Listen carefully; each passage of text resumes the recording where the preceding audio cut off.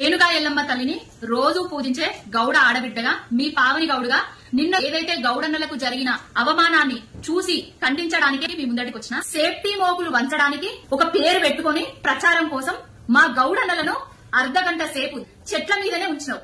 ఆ సేఫ్టీ మోకు వేసుకుని నువ్వు చెట్టు మీద ఒక 5 నిమిషాలుంటే అక్కడ గౌడన్నలు పడ్డ బాధ నీకు తెలుస్తుంది. రాజు లెక్క కూర్చొని అటోవలను ఈ కొట్టోవలను కూసుండబెట్టుకుని నవ్వుకుంటా మా గౌడన్నలు నిన్ను అడిగిండ్రు మా గౌడ కులానికి ఏదన్నా చెయ్యి అని. నువ్వేం చెప్పినావు? మీ గౌడ కులస్తులకు పొన్నం ప్రభాకర్ గౌడుకు మంత్రి పదవి ఇచ్చినా, మహేష్ గౌడుకు ఒక కొలువు ఇచ్చినా, మధుయాష్కి కూడా ఇంకొక కొలువు ఇయ్యబోతానా?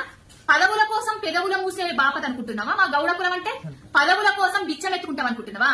అయినా గౌడ కులస్తుల కోసం ఏర్పాటు చేసిన ఎక్సైజ్ శాఖ ఆ మంత్రి ఎవరి చేతిలో ఉన్నదైనా? ఇంకొకటేమో అంటానో, కల్లుల నీళ్లు పోస్తారా, గూడాల్లో బోటీ వేస్తారా? ఇవేనా ఎట్టకారం? ఏంది అహంకారం మాటలు? ఇవేనా గుంపు మేస్త్రి?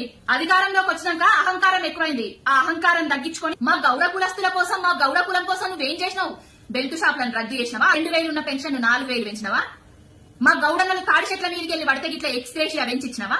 ఏం చేసినావని మా గౌడ కులస్తులను అంతా అవమానించుకుంటా రాజకీయ కోసం చేస్తున్న వీడియో కాదు ఇది. గౌడ కులస్తురాలిగా, గౌడ ఆడబిడ్డగా చాలా బాధపడ్డా ఆ వీడియో చూసిన తర్వాత.